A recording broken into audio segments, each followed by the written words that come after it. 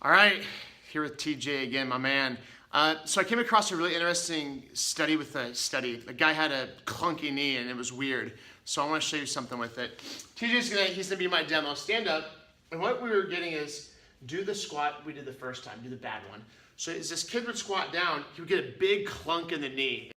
So I said, okay, what's going on here? And what it seemed like, his lack of hip flexion, he was driving his knee over extremely. So I want you to think of this example. Face this way, face me. And so do the first one, really drive your knee over. So he didn't have much hip flexion. This is my son's race car. We got demos for days today.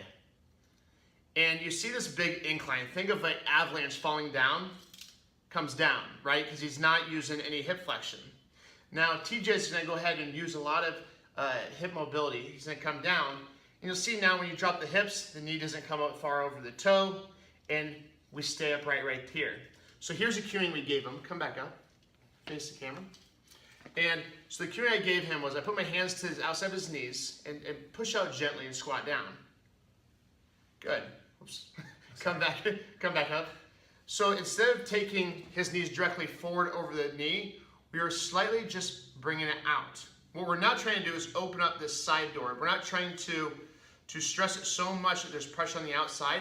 We're just clearing the hip. We're just changing the angle as it comes out so it's not straightforward. And that's what I want you guys to kind of check out. Check your hip mobility, because it doesn't take a lot from the ankle, I realize. Turn this way again. Now watch his ankle. Do a squat, a deep squat without bending your ankle a ton. So keep your knees back. See, he's at 90 degrees and he can get down there. Okay? And then also come and sit down like this. So if he sits like this, he's got nice knee flexion too.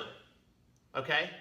And then that will help us isolate between stability through the spine, strength through the ankle, and then mobility, big time mobility through the hips. You've got to be able to get your hips down into the crease.